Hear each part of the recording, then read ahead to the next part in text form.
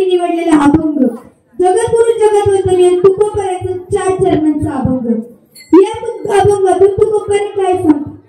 पहिले चरणात तुकोबरे सांगतात, तुझे भाग्यात अवघी चिंता वारली, संत दर्शनी हा लाभ पद्मनाभ जोडीला। पहिले चरणात तुकोबरे काय सांगतात? तुझे भाग्य आता अवघी चिंता वारली, आता माझं भाग्य, आता माझं पुण्य उद्याला आले, आता सगळी जी चिंता आहे, माझ्या मनात जे काही संकट येणार असतील ते सगळे वाढले, आता मला कोणाचीही भीती नाहीये।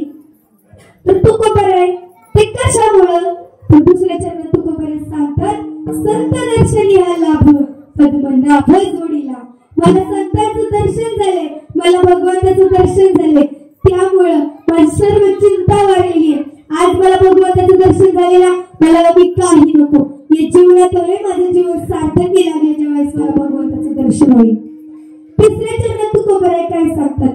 संपुष्ट हृदय पेटी करुणी पोटी साठवू, संत दर्शनी हा लाभ पद्मनाभ जोडीला। तिसऱ्या चरणात तुकोबरे काय सांगतात? आता महाराज तुम्हाला संतांचं दर्शन झाले, पण ते दर्शन झालंय ना, मग ते कसं काय झालं, काय केलं तुम्ही की तुम्हाला दर्शन झालं? आता तुम्हाला दर्शन झाले तर तुम्ही इथून पुढे काय करणार? तर तुकोबरे सांगतायत, संपुष्ट हृदय पेटी करुणी पोटी साठवू, मला आता काही नको, मला फक्त माझ्या हृदयात कोणाला आणायचंय? भगवंताला। त्याला तुम्हाला संतांचं दर्शन झालंय, मला माझ्या हृदयात भगवंत आम्ही आणल्याशिवाय राहणार नाही, असं तिसऱ्या चरणात तुकोबरे सांगतात। चौथ्या चरणात तुकोबरे काय म्हणतात की तुका मुले होता ठेवा, तो या भावा सापडला, संत दर्शनी हा लाभ पद्मनाभ जोडीला। अंतिम चरणात तुकोबरे काय सांगतायत? तर महाराज तुकोबरे तुम्हाला कशामुळे वाटलं? तुमच्याकडे काहीतरी पुण्याचं ठेवा असेल ना, तुम्ही मागच्या जन्मात काहीतरी पुण्य केलं त्याच्यामुळे तुम्हाला भगवंत प्राप्त झाले ना, तर ते कसं काय? तर ते तुकोबरे भगवंताच्या अभंगाच्या 4थ्या चरणात सांगतात, विठ्ठल। आता कीर्तनाचं सरळ अभंग सांगून बोला महाराज झालं। कीर्तन संपवायला काय हरकत? नाही असं नाही विठ्ठल।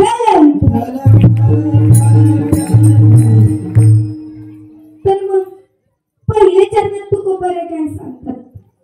तुझे भाग्यात अवघी चिंता वारली, संत दर्शनी हा लाभ पद्मनाभ जोडीला। पहिल्या चरणात तुकोबरे काय सांगते? माझं भाग्य उजळले, माझं पुण्य उदयाला आले, आता मला कुठलीच चिंता नाही राहिली, आता मी आणि माझा भगवंत आम्ही दोघं नुसतीच भक्ती करणार, मी भगवंताची भक्ती करणार। महाराज आपला भगवंत किती उदार म्हणायचंय? आता 28 युग झाले तरी भगवंत आपल्या भक्तासाठी विटकटीवर हात आणि विटेवर उभा राहिलाय, कुणासाठी? आपल्या भक्तासाठी। आता माझा भाग्य उजळले ना, अवघी चिंता आली ना, मला काही संकट नाहीत ना, आता माझ्या संकटाचा नाश करायला तो विटेवर उभा राहिलाय का नाही? मग मला आता काही टेन्शन नाही, आता मला फक्त भगवंताची काय करायची? भक्ती करायची। त्या भगवंतावर काय ठेवायचंय? तर समर्पित भाव ठेवायचे। मग पण जसं किती वेळा झालं बघा, आपल्या ज्या वेळेस पुण्य उदयाला येतं त्यावेळेस आपल्याला भगवंताचं दर्शन होतं, त्यावेळेस आपलं भाग्य उजळून येतं। भाग्य उजळून येतं म्हणजे काय होतं? तर आपल्याकडं आपण जे मागच्या जन्मी पुण्य केलंय ते उदयाला येतं। मग महाराज एक दिवसातच तुम्ही सांगा, मेलेला माणूस कधी जिवंत होतो का? होतो का काका? नाही। मेल तर बघा तुम्ही नाही म्हणलाय, पण संतांमुळे होतं। त्याचं काय झालं? एका काकाची काय चालली होती? प्रेत यात्रा चालली होती, आणि त्यावेळेस कसं होतं? सती प्रथा होती, म्हणजे सती जायचं। ज्यावेळेस आपला नवरा जातो त्यावेळेस त्याच अग्नीत आपल्या बायकोही पण उठायची, आताच्या बाया टाकण्याची गॅरंटी नाही, तेच टाकायच्या बाया आता।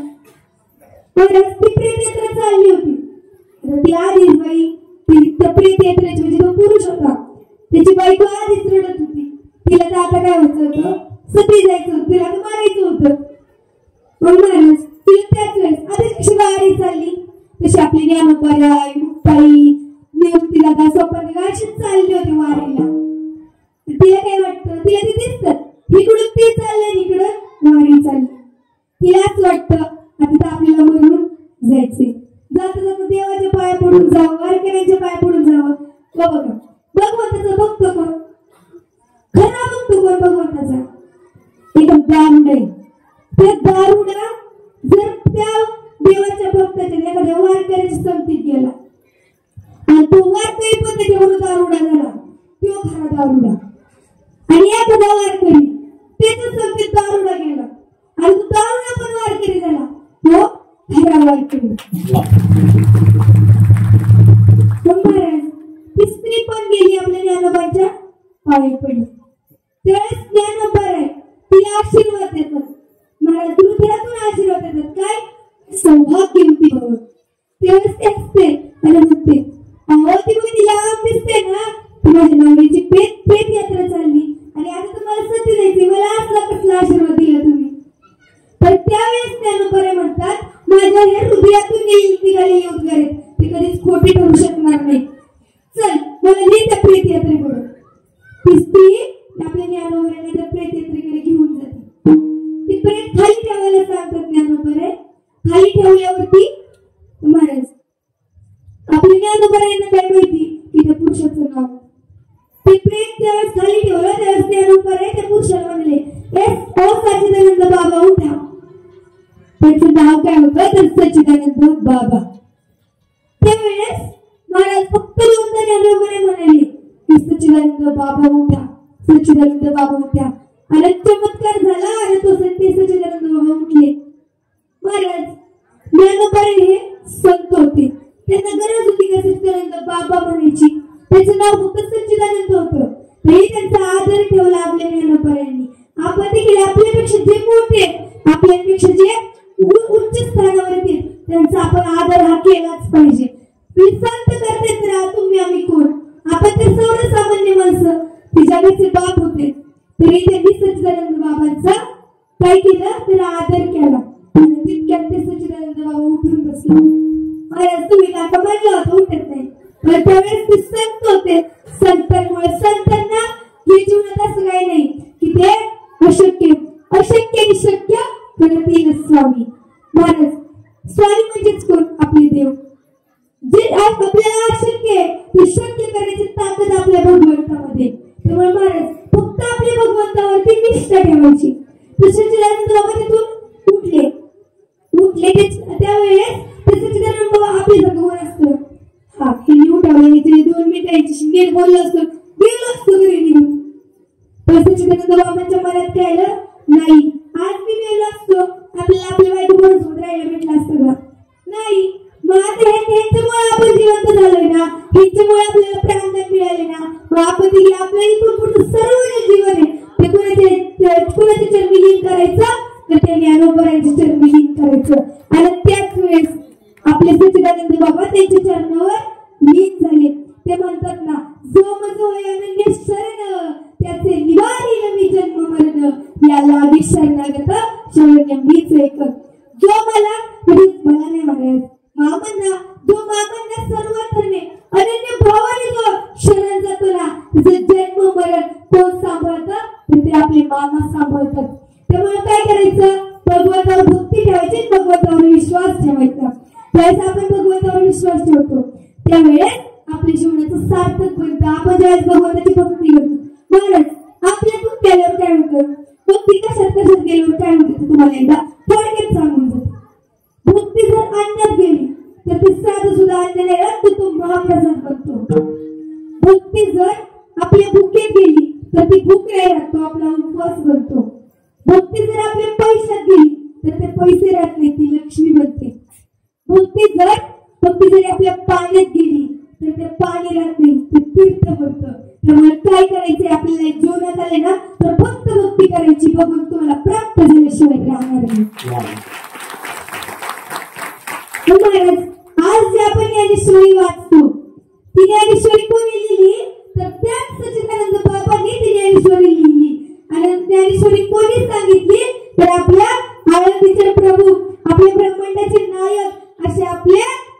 संत श्री संत ज्ञानोबा यांनी ज्ञानेश्वरी सारखा महान ग्रंथ लिहिला. विठ्ठल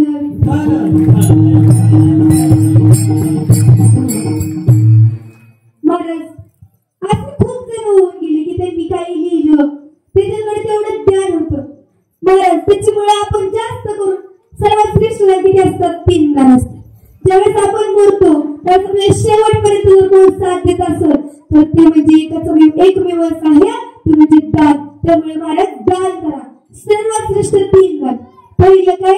अन्नदान, दुसरं वस्त्रदान आणि तिसरं सर्वात श्रेष्ठ ते म्हणजे ज्ञानदान. आणि आता हे ज्ञानदान इथं सुरू आहे.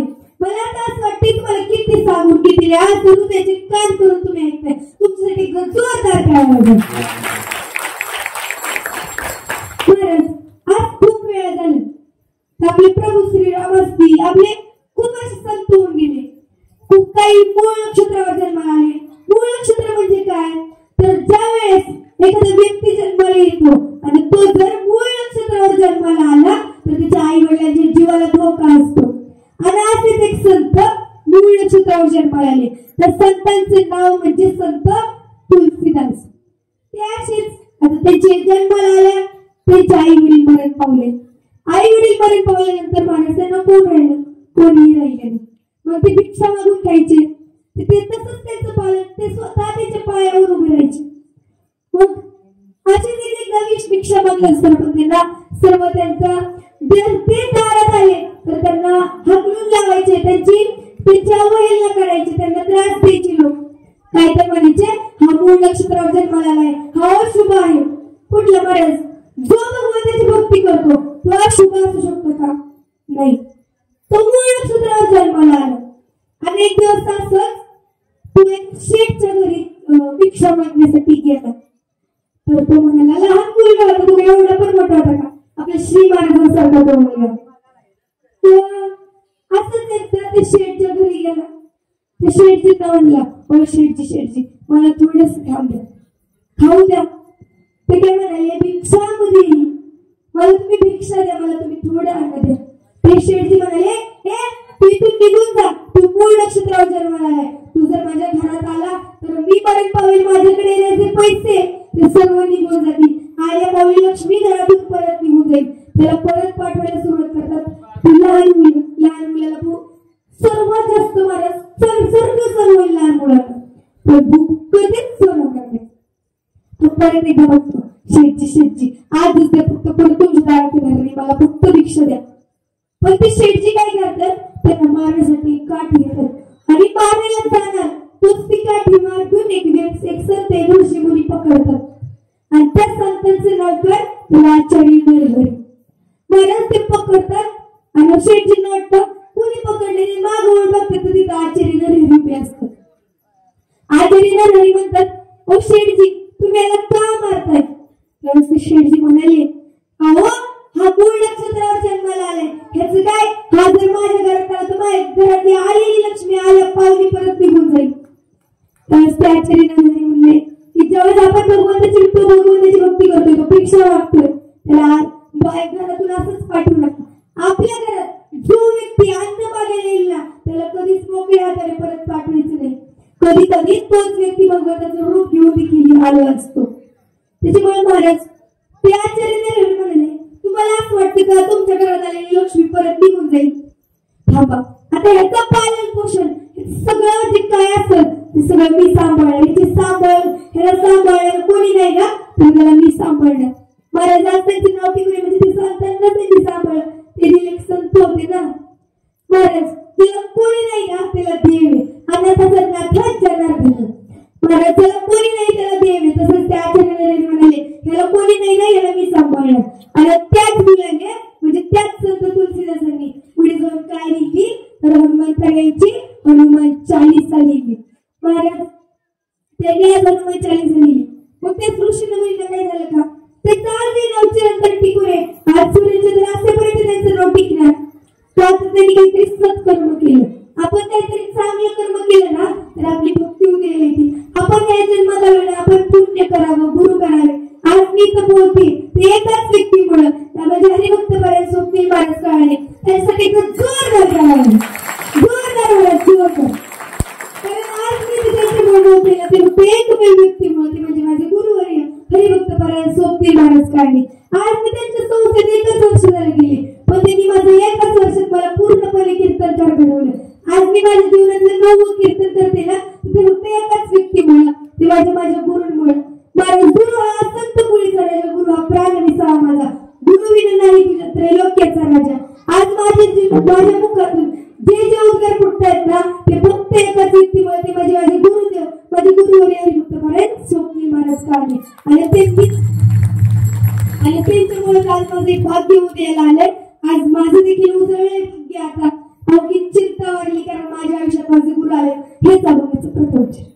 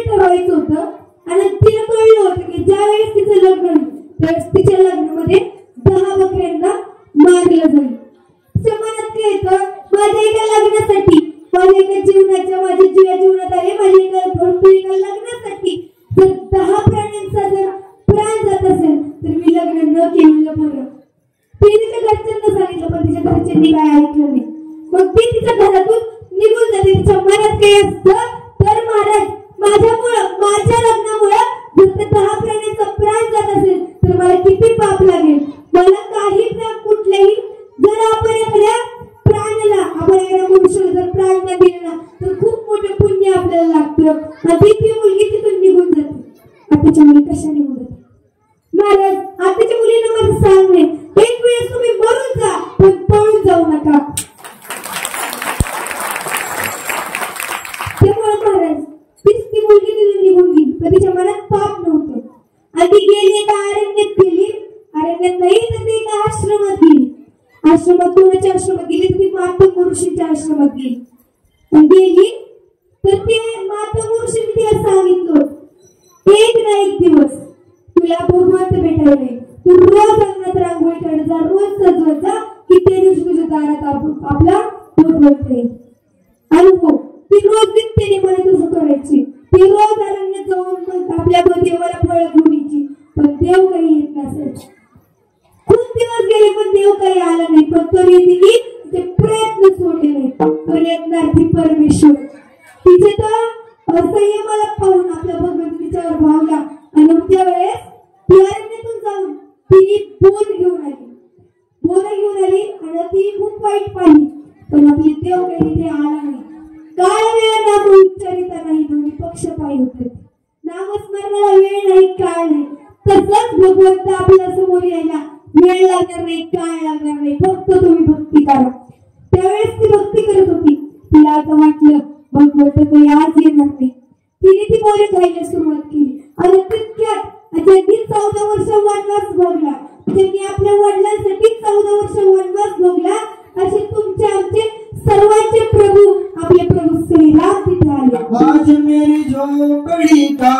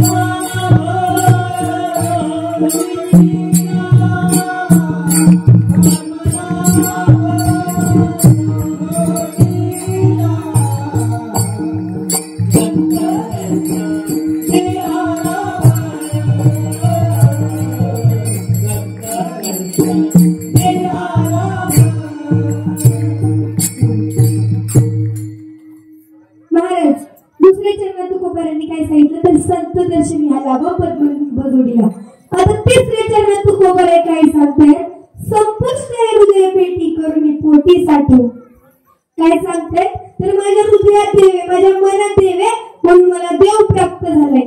आज ज्या वेळेस आपण भगवंताची भक्ती करू तर आपल्याला भगवंत प्राप्त होईल. आज जे मामा तुमच्या दारात तुमच्या गावात आले, उद्या तुमच्या दारात यायला वेळ लागेल का महाराज? काय काय असंच जसं मी दुसऱ्या चरण कोणावर सोडवलं प्रभू श्रीरामांवर, तसंच ज्यावेळेस प्रभू श्रीराम वनवासावरून रावणाचा वध करून लंकेत होते त्यावेळेस त्यांनी सर्वांना ज्यांनी त्यांना सीतामातेला शोधण्यासाठी मदत केली त्यांना ते भेटवस्तू देऊन त्यांचा सन्मान करणार होते. त्यांनी सर्वांना बोलवलं, सर्व तिथे आले होते. जसं की आपले विभीषण, जामवंत, हनुमंत असे खूप जण तिथे आले. समजलं तिथे आले आणि आपले प्रभू श्रीरामांनी सर्वांना भेटवस्तू दिली, फक्त हनुमंतांना भेटवस्तू दिली.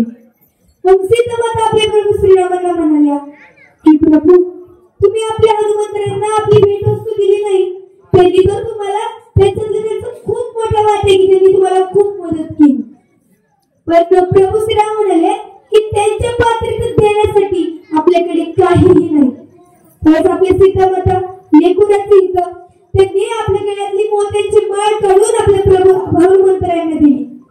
हनुमंतरायांना दिली ते आवडली. हनुमंतराय प्रत्येक मनी फोडून पाहत होते की त्याच्यामध्ये माझा प्रभू श्रीराम दिसतोय का, ते दिसत असतं का महाराज? पण ते फोडायला लागल्यावर सीतामाता संतापल्या. सीतामाता हनुमंतरायांना म्हणाल्या हनुमंतराय तुम्ही काय करताय? मी तुम्हाला मोत्यांची माळ दिली तुम्ही तिला फोडली. त्यावेळेस विभीषण हनुमंतरायांना म्हणाला की का रे हनुमंता असं का करतोय? सीतामाता तुम्हाला म्हणालं होतं ना कशाला दिली याला ती माळ, मोत्यांची माळ महाराज. पण त्या हनुमंतराय का फोडत होते तर त्यांना पाहायचं होतं की त्या मनांमध्ये माझा राम मला दिसतोय का, माझे प्रभू मला दिसतायत का. आणि मग हनुमंतरायांनी त्या विभीषणाला उत्तर दिलं की माझा राम प्रत्येक क्षणात प्रत्येक स्मरणात माझा राम माझ्यासाठी सर्वस्व आहे. फुलाच्या पाकळीचा गुलाबाच्या फुलाचा सुगंध सर्वत्र पसरलेला असतो तसं माझे प्रभू श्रीराम हे सर्वत्र पसरलेले. मग तो विभीषण म्हणतो प्रभू श्रीराम तुला असं वाटतं ना सर्वत्र आहे, मग सांग मला तुझ्या हृदयात का तुझे प्रभू श्रीराम आहेत का? तेव्हाच आपल्या हनुमंतरायांनी आपली छाती मोडून दाखवली की बघ माझ्या हृदयात माझ्या हनुमंत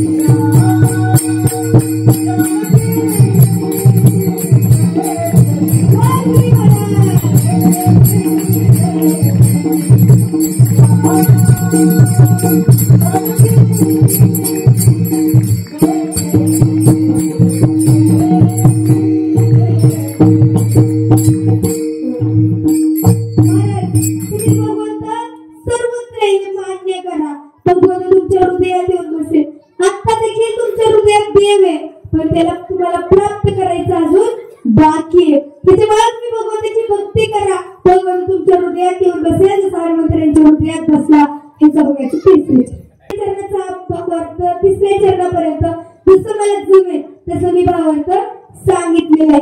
सर्वांनी जोरात हात वरती शेवटपर्यंत सगळ्यांनी हात वरती करायचे आणि शेवटपर्यंत हात खाली येऊन द्यायचा नाही. आणि हा मी सांगितलंय बरं का देवाला जो हात खाली करल त्याला हात घेऊन जातो. मग मला काय सांगायचं नाही, प्रत्येकाने हात वरती ठेवायचे. मी ठेव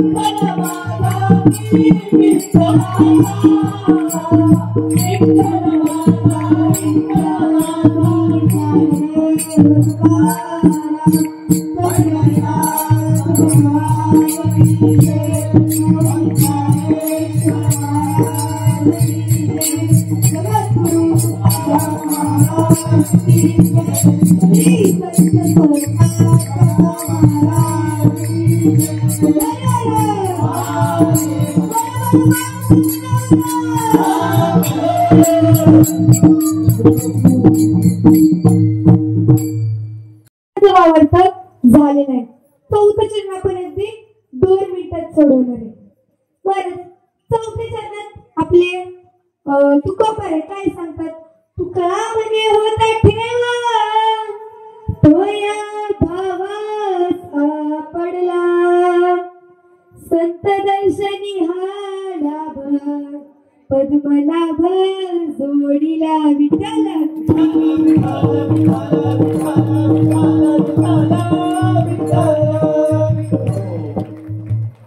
अंतिम चरणात तुकोबारे काय सांगतात की शेवटच्या चरणात तुकोबारे सांगतात की तुका म्हणे होता ठेवा तो या भावात सापडले. श्री संत ब्रह्मांड नायक बाळूमा तुमच्या द्वारात आले महाराज, म्हणून त्यांची भक्ती करा. तुम्हाला जो भक्त भगवंताची भक्ती करतो ना, तुम्हाला काय वाटतं? तुम्ही स्वतः इथं आले हवे. भगवंताने तुम्हाला इथं बोलवले आणि म्हणून आज तुम्ही इथं आलाय.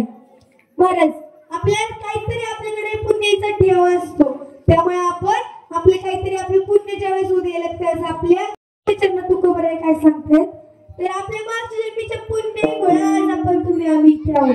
आज आम्ही इथे कीर्तन बसलेलो आहोत. एकदा काय झालं होतं, एक पुरुष होता आणि त्याच्याकडे आपल्या प्रभू श्रीकृष्णांनी स्वयंवंतक मणी दिला होता. तो मणी असा होता की त्याला रोज सोनं द्यायचा, रोज सोनं द्यायचा. तो खूप अन्नदान करायला लागला. अन्नदान हे सर्वात श्रेष्ठ दान आहे. मग एक दिवस श्रीकृष्ण त्याला म्हणाले की तो जो स्वयंवंतक मणी आहे तो कोणाला दे? उग्रसेनाला दे. आज माझ्या मामांचे वडील देखील इथे आलेले, त्याचे मनापासून आभार मानतो. श्रीकृष्ण कंसाचे वडील कोण? ते उग्रसेन. श्रीकृष्ण म्हणतात की तो मणी तू उग्रसेन आणले, त्याचा वापर तो उग्रसेन मथुरे चांगल्या प्रकारे करेल. तर तो पुरुष म्हणतो की नाही, मी नाही देणार. त्यावेळेस श्रीकृष्ण म्हणतात त्याला की तू जर हा मणी तुझ्याकडे ठेवला तर पाहिजे लोक तुझ्यावर जाणार आहेत ना, एक नाही दिवस तुझ्याकडे चोरी होईल आणि तो मणी कोणीतरी चोरून गेला. आणि त्याच्या दुसऱ्याच दिवशी त्याच पुरुषाचा भाऊ तो मणी चोरून घेऊन जातो आणि तो मणी त्याला अरण्यात घेऊन जातो. आणि वाघाने त्याची शिकार करतो आणि तो तिथेच मरून पडलेला असतो. तिथे अस्वल त्या माणसाला त्या गुहेपाशी त्याच्या गुहेपाशी घेऊन जातो आणि तो तिथेच मरून पडलेला असतो. आणि ज्यावेळेस त्या अस्वलाच्या मुलीने त्याच्या गळ्यातला तो स्वयंपाक मणी पाहतात तर त्यावेळेस ती मणी घेते मोठी मुलगी आणि त्या मण्यासोबत खेळायला लागते. आणि मग सर्व त्या गावामध्ये त्या राज्यामध्ये सगळीकडे तिरते पिटली पुरुषाला म्हणजे त्या भावाला कोणी मारलं तर त्या श्रीकृष्णांनी मारलं. श्रीकृष्ण सर्वांकडे शोधत होते की तो मनुष्य कुठे, सर्व शिवण भारावून गेले होते. काय झालं असेल, कुठे झालं असेल. तर श्रीकृष्ण त्याच अस्वलाच्या दुयेच्या शेजारी जाऊन बसतात. तर तिथे पाहतात तर तो मनुष्य मरून पडलेला असतो. तर तो मनुष्य मरून पडलेला असतो, त्याच्या गळ्यामध्ये तो मणी नसतो. श्रीकृष्ण त्या गुहेमध्ये जातात आणि पाहतात तर काय त्या अस्वलाची मुलगी, ती अस्वलाची मुलगी काय करत असते, त्या मण्यासोबत खेळत असते. श्रीकृष्ण त्या मुलीला म्हणतात की तो मुली तुम्हाला दे. तर ती मुलगी काय दे नाही. तितक्या तिथे येतं ते अस्वल येतं. ते श्रीकृष्णाला पाहतं, त्यांचं मुष्टियुद्ध सुरू होतं. त्यांचं युद्ध सुरू होतं आणि तितक्या श्रीकृष्णाला आठवतं की हा कोणी मागच्या जन्मीतला जामवंत. त्या जामवंताने काय केलं होतं, तर ज्या वेळेस स्वयंप्रभूने हनुमंतांना सांगितलं की आपली सीता माता ही त्या समुद्राच्या पलीकडे आहे, तर हनुमंतांना रडायला लागली, म्हणाली की मला माहिती आहे सीता माता कुठे आहेत, पण मला त्यांच्यापर्यंत पोहोचता येणार नाही. त्यावेळेस त्या जामवंतांनी आपल्या हनुमंतांना सांगितलं की तुम्ही लहानपणी सूर्यापर्यंत जाऊन आलाय, तुम्ही पर्यंत जाऊ शकता. त्यावेळेस हनुमंतांच्या आपल्या प्रभू श्रीरामाच्या सीता माता सुटल्या गेल्या. मग त्यावेळेस त्या आपल्या श्रीकृष्णाने आठवतं. तर त्यावेळेस ते दोघे श्रीकृष्ण ते युद्ध थांबवतात आणि सर्व घडलेली हकीकत ते आपल्या त्याच्या अस्वलाला सांगतात. महाराजांना त्यावेळेस श्रीकृष्ण त्यांना आपल्या प्रभू श्रीरामांचं दर्शन देतात. आपले प्रभू श्रीकृष्ण कोण असतात, तर आपले प्रभू श्रीराम असतात. परंतु त्यांचा पूर्ण जन्म झालेला असतो, पण त्या जामवंताने केलेली पुण्याई त्याची उदयाला आली आणि त्यांना संतांचं दर्शन झालं. आणि हेच तुकोबा शेवटच्या चरणाचं कामाने होता ठेव, कामाने होता ठेव.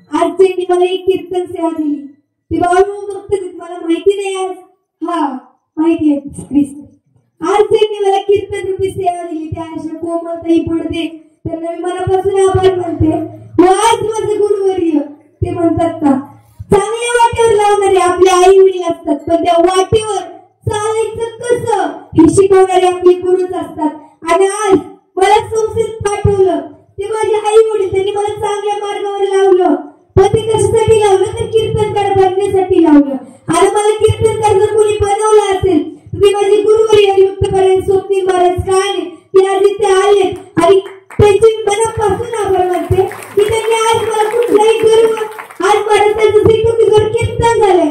आज आपली खूप मोठी मोठे संस्कार पण त्यांच्या मनामध्ये किंचित देखील अहंकार नाहीये. ते कशाचं व्यक्त करतायत भगवानाचे खरे भक्त आहेत. आज मी त्यांच्या मनापासून आभार मानते की त्यांनी कुठलाही मनात अहंकार न ठेवता की त्यांनी भगवंताची भक्ती केली.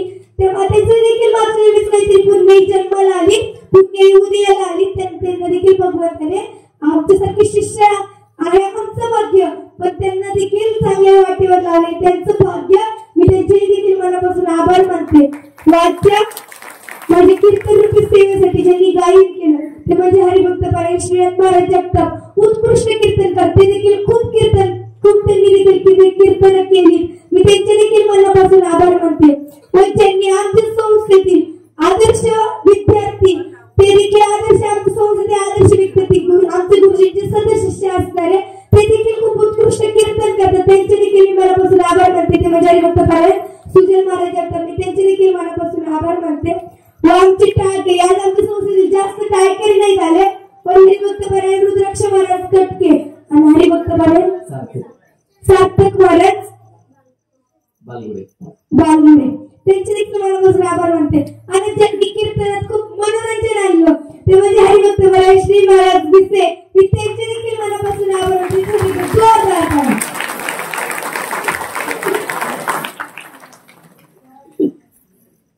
आणि आजचे पकवाद वादक स्वराज महाराज पंगारे मी त्यांचे देखील मनापासून आभार मानते की त्यांनी देखील उत्कृष्ट असा पकवाद वाजवला. आणि आजचे विनेकरी ते म्हणजे तुमच्याच गावातील म्हणजे तुमच्या गावातील अमावस्येचं मागच्या अमावस्येचं ज्यांनी उत्कृष्ट प्रकारे ज्यांनी त्यांच्या जीवनातलं पहिलं कीर्तन केलं ते म्हणजे हरिभक्त परायण सार्थक महाराज सांगते. त्यांच्यासाठी जोरदार टाळ्या होत्या. पहिलं कीर्तन झालं विद्यार्थी म्हणला असता की माझं इथं कीर्तन झाले मी कुठे इथं विना घेऊ, पण त्यांनी विना घेतली. आणि जर त्यांनी विना खाली ठेवली असती तर माझं कीर्तन झालं नसतं. माझ्या कीर्तनाचं पेटा मला खाली ठेवावं लागला असता. मी त्यांच्या मनापासून आभार मानते. व कीर्तन रूपी सेवेला पूर्ण विराम.